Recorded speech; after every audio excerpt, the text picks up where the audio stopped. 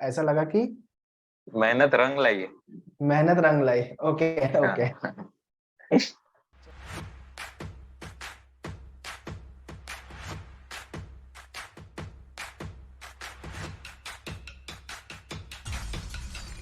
Hi guys, welcome to another podcast of Maharashtra MCA CET 2023. Today we have a MCA CET student who have cracked MCA CET with the percentile of 99.54. Okay, and his name is Sanket Jagdale. Okay, so he's from Yes.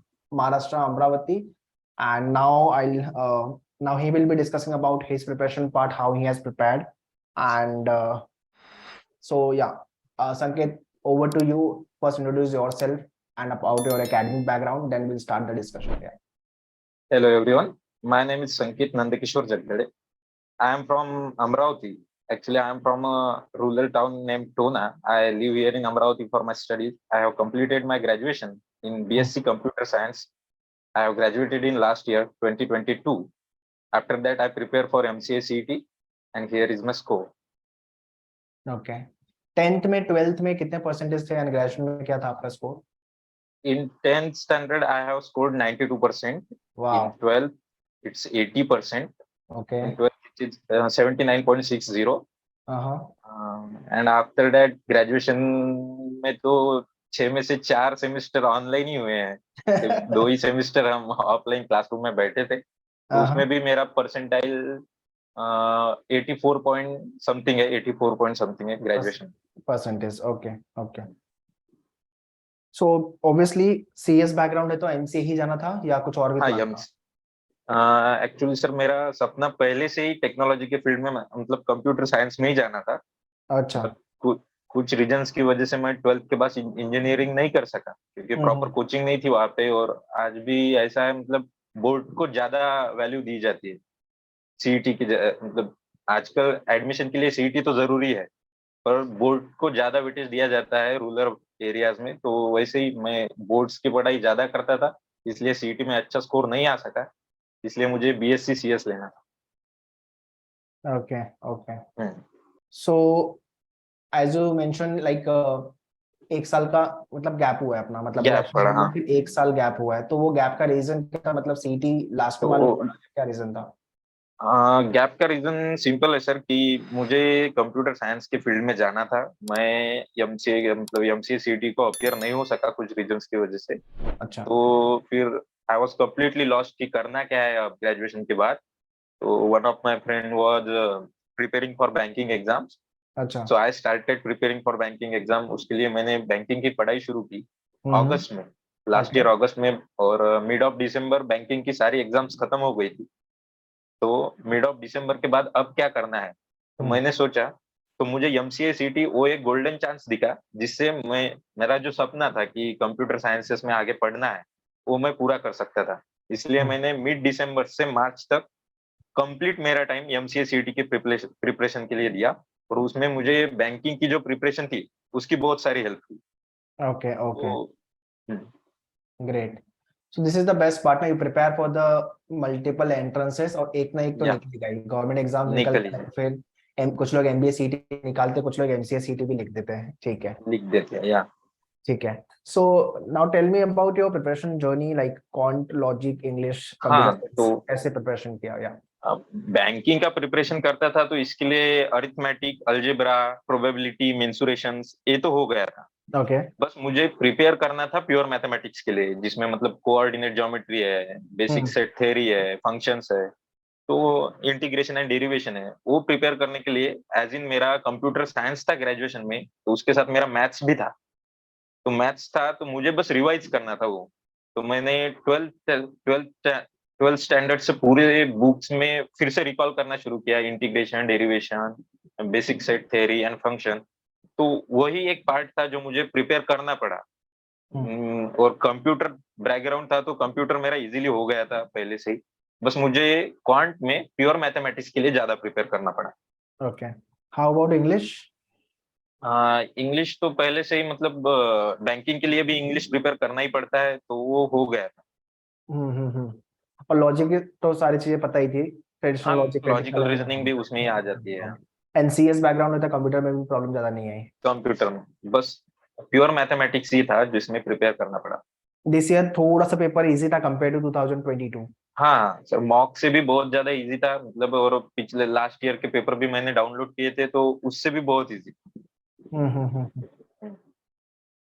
So during your preparation do you think कि हाँ कुछ mistakes मेरे से हुई जो लोगों से हाँ, लोगों के साथ नहीं होनी चाहिए, या तो लोग वो नहीं करनी चाहिए?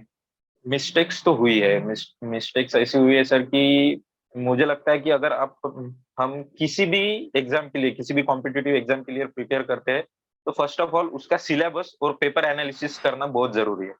करेक्ट। तो मैंने सिलेबस तो देख लिया था पर पेपर एनालिसिस में मैं कहीं तो भी पीछे रह गया, इसलिए कौन से डिफिकल्टी लेवल के एग्जाम क्वेश्चंस आएंगे एग्जाम में वो मैं पता नहीं कर सका, बस वही एक थोड़ी मिस्टेक हुई है मेरे ओके। से। So before you start your entrance preparation, all the aspirants, those who are watching exam, what exam demands, what is the cutoff, what is the syllabus, how to approach the paper, and what are the weightage. All things you should study first, then start your preparation. That would be always better, right? Yeah, always better, sir, always. Okay. So now which college you are targeting? Now you're seeking for the admission? I am targeting for VJTI and SPIT, sir. Okay. SPIT to for sure you will be getting. Okay. Okay. Yeah. And तो yeah. VJTI के लिए मेरा मतलब general EWS है तो High chance है फिर तो। चांसेस हो सकते। हाँ ठीक। तो shortly VJTI भी मिलना चाहिए। 99.54 हाई चांस है, मिल जाएगा। ठीक है।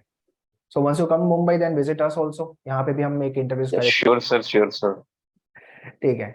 Okay, so next question. Tell me your exam day experience. How was your exam day experience? Exam day experience तो ऐसी बात है सर कि एग्जाम में जब भी जाओगे आपको वो भीड़ दिखेगी, वो भीड़ आपको पहले तो नर्वस करती है। तो मैंने आज तक जितने भी कॉम्पिटिटिव एग्जाम्स दिए उसमें मेरा एक फॉर्मूला है।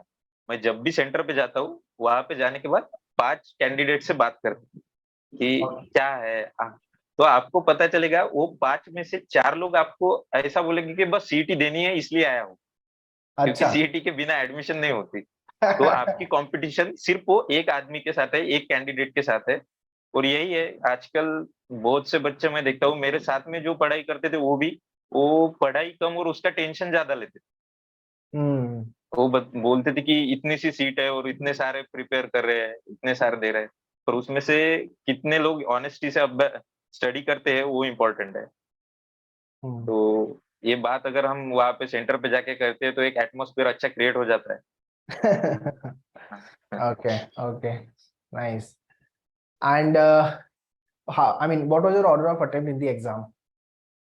अटेम्प्ट तो सर मैंने 80 से ज्यादा अटेम्प्ट किए थे।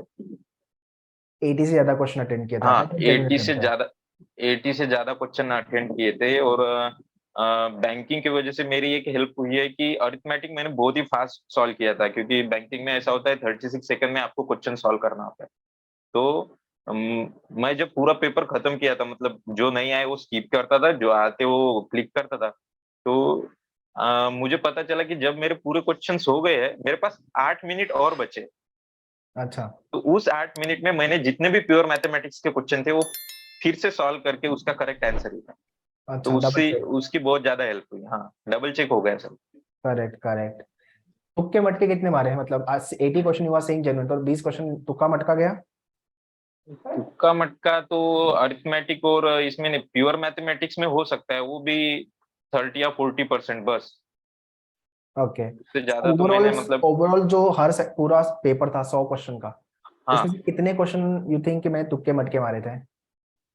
ओवरऑल देखो 80 सॉल्व किए हैं मैंने, 80 में से आप ऐसा धर लो कि 8 या 9 ज्यादा से ज्यादा ऐसे होंगे जो मैंने तुक्के मटके मतलब मारे। अच्छा, अच्छा। हाँ 80 क्वेश्चन सॉल्व किए, बाकी 100 क्वेश्चन है ना, तो 20 क्वेश्चन बाकी के? हाँ तो 20 क्वेश्चन तो स्किप ही करने पड़े सर मुझे, मतलब वो नहीं आए। अच्छा, तो वो नहीं आया तो मतलब मतलब छोड़ दिया कि तुक्का मटका मारा उसमें? नहीं फिर लास्ट में तुक्का मटका मारना ही पड़ेगा क्योंकि निगेटिव मार्किंग तो है ही नहीं। है ही नहीं। विच मीन्स हाँ आउट ऑफ 100 80 क्वेश्चन आपने जेन्युइन अटेम्प्ट किए, उसमें से चांसेस है कि किए, 5-10 क्वेश्चन गलत हो गए होंगे। गलत हो गए होंगे हाँ। ठीक है, बाकी 20 क्वेश्चन पे तुक्का मटका लगा रहेगा, राइट? बराबर हाँ। और उसमें से अगर मैं 1/4 प्रोबेबिलिटी पकड़ के चलूं, 25% तो प्रोबेबिलिटी राइट, 5 क्वेश्चन राइट हो गए अपने। So all the aspirant those who are watching this podcast, उनको मेरा मैसेज यही है कि आप पूरा पेपर अटेम्प्ट 100% एक्यूरेसी के साथ कर लोगे, वो पॉसिबल ही नहीं है बिकॉज ऑफ टाइम मैनेजमेंट। बिल्कुल नहीं।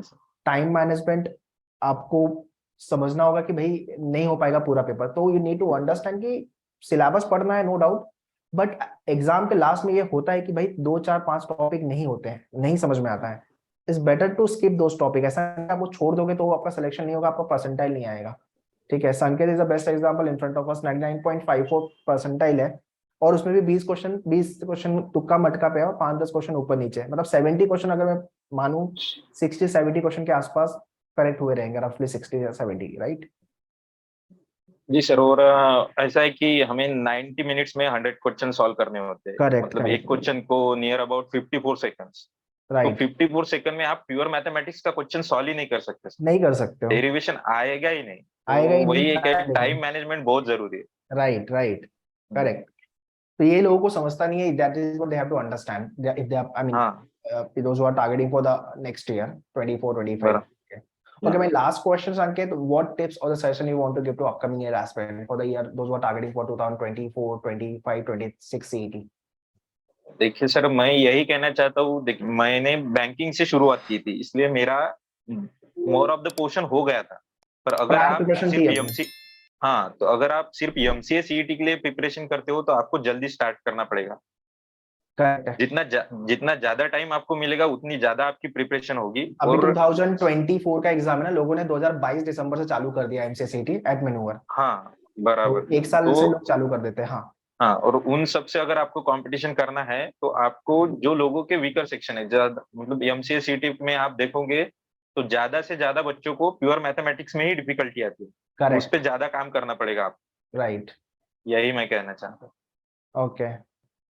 सो स्टार्ट और early preparation and work on the area जहां पे दूसरे लोग अच्छा नहीं कर रहे हैं, वहां हम अच्छा अच्छा नहीं कर करके पाते, हाँ। हम अच्छा करके आगे बढ़ जाए। And ideal problem with many of the aspect is nothing but the mathematics पे और मैथमेटिक्स, यस, हाँ। उस पे आप जितना हो सकते हैं रिगरसली काम करो।